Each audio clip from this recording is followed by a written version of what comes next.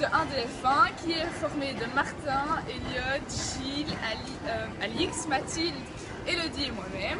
Alors, dans le cadre du cours de distribution, on va étudier une gamme qui est celle du thé. Donc, vous voyez déjà ici, on est chez Carrefour.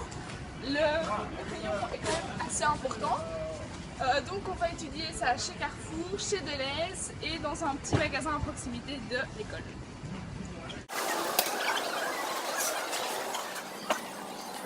J'ai un petit questionnaire à vous demander. Et comme je vois que vous êtes étudiante. Oui, à l'effet. À l'EFEC en marketing? En marketing, Parfait. ouais. Donc je voulais savoir quelle était la hauteur de la présentation du linéaire du domaine des thés. Alors, Twinings au niveau du chapeau, au niveau des yeux, donc il y a Carrefour. Ok. Ensuite, au niveau des mains, il y a Lipton. Et au niveau des pieds, il y a Pickwick. Ah, ok, super. Ben, un tout grand merci. Concernant la position concurrentielle du rayon. Donc ici, on peut apercevoir tout ce qui est des entreprises spécialisées dans le thé. Ensuite, Twinings, donc les challengers. Lipton, leader. Et en dessous, Pickwick, donc les suiveurs. Par contre, ici, comme on est chez Carrefour, leur marque de distributeur est très présente à la hauteur des yeux, alors que d'habitude, les marques de distributeurs se retrouvent vraiment à la hauteur des pieds, mais là, pas nous. J'imagine que c'est pour réaliser un bénéfice peut-être plus gros sur leur marque. Oui, forcément. Ils tirent la plus grosse marge dessus. Ouais. Ce qui concerne les produits complémentaires, y en a-t-il dans ce rayon?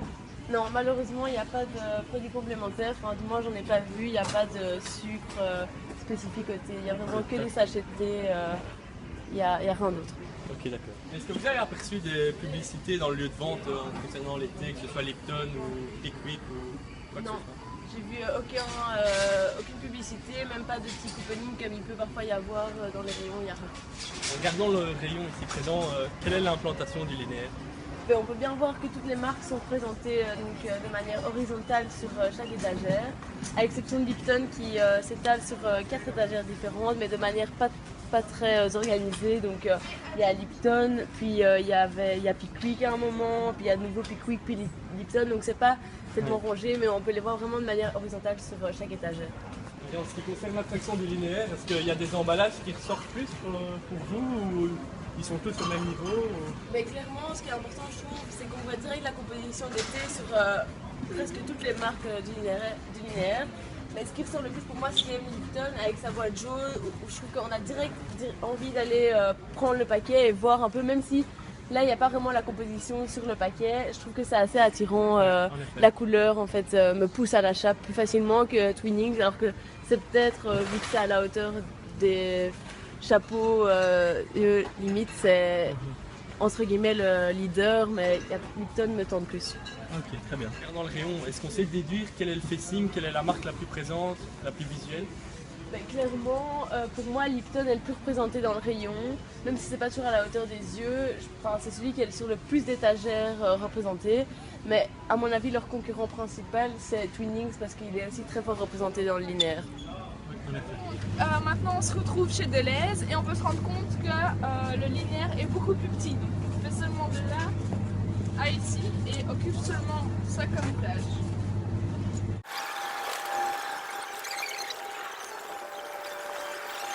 L'attraction du linéaire.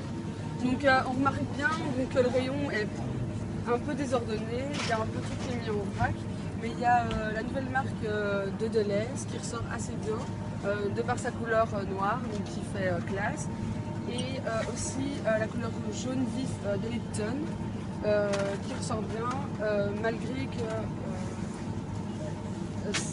que les produits soient à hauteur des pieds. De la publicité sur le point de vente par rapport au thé.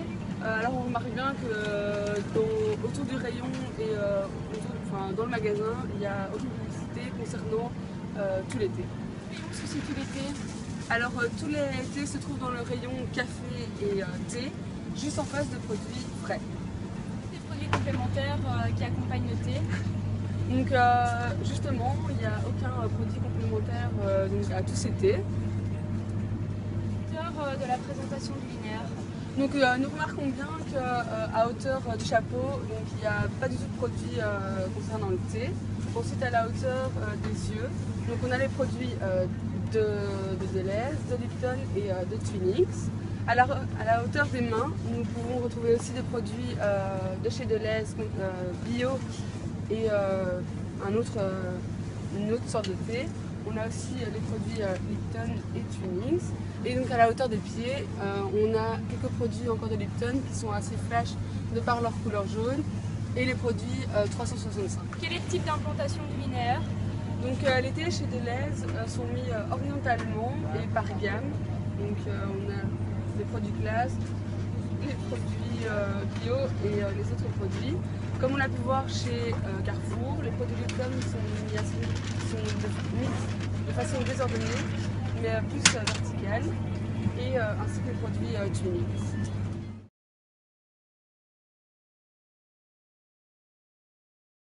Constater sur l'attraction du linéaire. Donc nous pouvons constater que nous passons donc, au niveau des emballages des boîtes en métal comme aux boîtes en plastique et en passant par les boîtes en carton. On peut aussi constater qu'il n'y a pas d'odeur particulière de thé dans le rayon. D'ailleurs quand on les sent non plus. Et ensuite, le facing, on peut constater que toutes les marques sont mises en évidence, donc avec le nom du thé et le nom de la marque. Voici. Est-ce que vous savez nous dire s'il y a des produits complémentaires dans le rayon et où se trouve ce rayon par rapport au reste du magasin? Donc oui, nous avons des produits complémentaires tels que le miel. Nous n'avons pas d'autres produits complémentaires comme des tasses ou du sucre.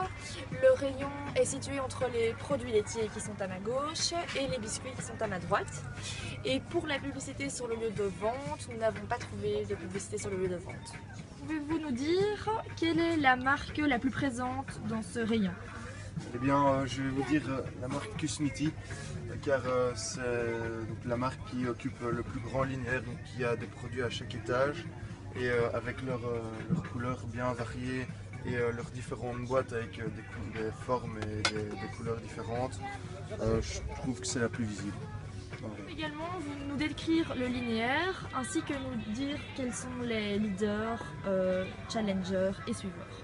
Donc ici nous avons la marque Cusmiti qui est une marque spécialiste qui est la plus présente dans le rayon et qui a la chance d'avoir tout un linéaire à elle toute seule. Ensuite nous avons les autres spécialistes qui sont au niveau du chapeau. Ensuite au niveau des mains, donc au niveau du chapeau et des yeux. Au niveau des mains nous avons le leader qui est Twinings qui occupe aussi un linéaire assez important mais moins important que le spécialiste ici à droite. Et au niveau des pieds, nous avons les produits Lipton qui sont les Challengers.